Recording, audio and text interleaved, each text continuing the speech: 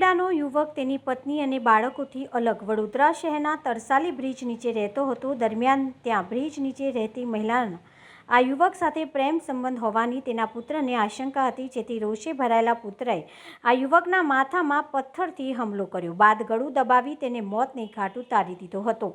ત્યારબાદ લાશને તરસાલી બાયપાસ ખાતે ખેતરમાં ફેંકી દીધી હતી. પોલીસે હત્યાનો ગુનો દાખલ થયાના ગણતરીના કલાકોમાં જ હત્યારાની ધરપકડ કરી લીધી હતી. ત્યારબાદ તેની કડકાઈથી તેને પૂછપરછ શરૂ કરી હતી. ત્યારે નિલેશ રાઠોડિયાએ ગોરસિંગ તડવીના તેની માતા સાથે પ્રેમ સંબંધ હોવાની આશંકાએ તેને મોતને ઘાટ ઉતારી દીધો હોવાની કબૂલાત કરી હતી, જેથી પોલીસે હત્યાનો ગુનો નોંધીને નિલેશ રાઠોડિયાની ધરપકડ કરી આગળની કાર્યવાહી હાથ ધરી છે. ગઈ 13 તારીખે પોલીસ કંટ્રોલ રૂમ વડોદરા ખાતે એક ભરતી આવેલ કે તરસાલી બ્રિજથી ભાલિયાપુરા જવાના રસ્તે એક વેરાન ખેતરમાં એક અજાણ્યા ઈસમની લાશ પડેલ છે. જે આધારે કપૂરા પોસ્ટે મોબાઈલ જઈ અને તપાસ કરતા ત્યાં એક ઈસમની લાશ પડેલી અને તે દરમિયાન 108 મોબાઈલ પણ આવી ગયેલ અને તપાસ કરતા તે ઈસમ મરણ ગયેલ હાલતમાં હતો. પોલીસની ટીમે આસપાસ તપાસ કરતા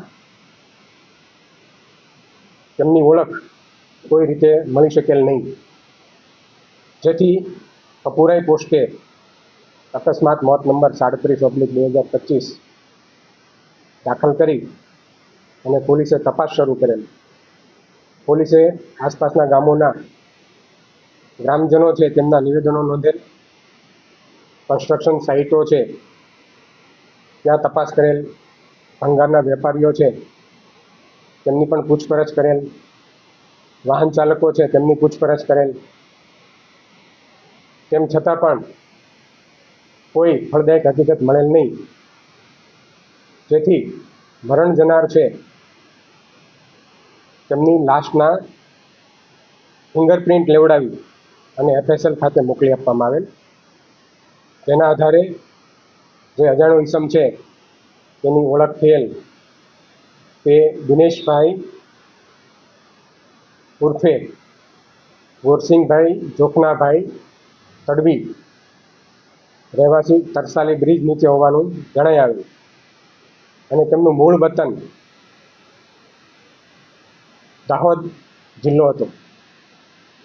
ત્યારબાદ આ તપાસ દરમિયાન PM નોટ આવતા PM નોટમાં જે મરણ જનાર છે તેના મોતનું કારણ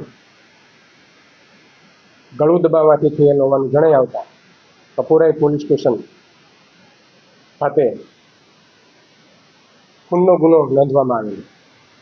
તે ગુના રજિસ્ટર નંબર 411/2025 BNS એક્ટની કલમ 103(1) મુજબ દાખલ કરવામાં આવેલ અને વધુ તપાસ માટે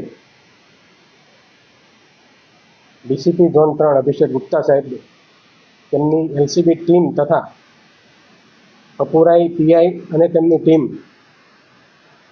બનાવી અને વિધિસરની તપાસ હાથ ધરતા એક શંકાસ્પદ ઈસમ મળી આવેલ. જે ઈસમની સઘન પૂછપરછ કરતા તેમણે જણાવેલ કે તેમની માતા પણ સજ્જનબેન તરસાલી બ્રિજ નીચે છેલ્લા 3 વર્ષથી રહેતા હતા અને તેમને આ જે મરણ જનાર છે તેમની સાથે સંબંધ હોવાની શંકાનો વહેમ રાખી અને આ ખૂન કરેલ હોય તેવું જણાવેલ.